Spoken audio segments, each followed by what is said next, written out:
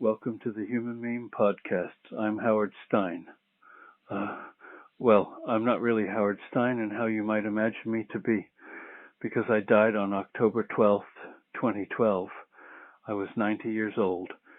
Today, however, through the magic of AI, my previous voicemail messages to David Boles were saved and now cloned. When I was alive, I gave David my full permission to use my writing and my voice and my images as he wished.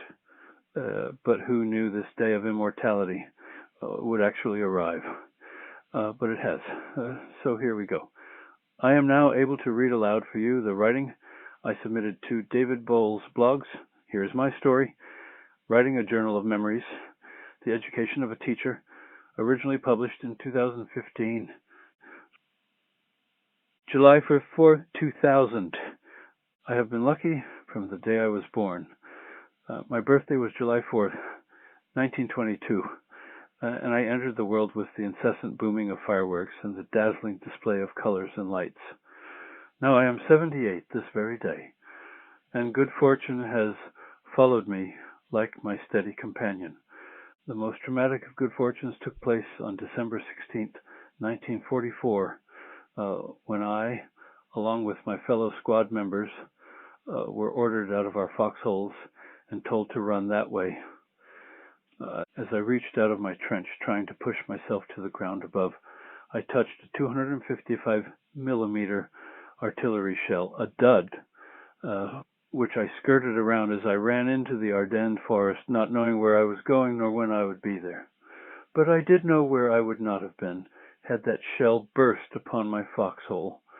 Unlike a host of my army buddies and an even greater number of army strangers, I survived the war by one good fortune after another. But let's go back to the very beginning. The day before I was born, the doctor who was to deliver the baby Stein came to our house in Chester, Pennsylvania, to check on my mother. Mother was at least 40, ashamed to be pregnant, and did her level best to conceal the pregnancy. Upon examining my mother, Dr. Donahue said the baby wouldn't come until morning, and that he was going to his home and would return early the next day.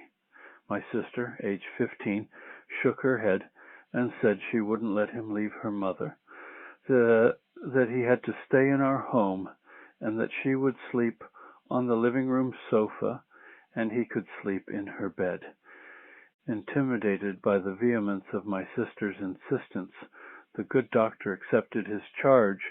The baby did indeed arrive the next morning as he had predicted, and my birth, except for the noise and excitement out of doors, was rather uneventful within our own four walls. That sister, many years later, explained to me my traffic with Lady Luck by telling me that she visited antique shops and festivals frequently, oftentimes seeing jars that she wanted to buy.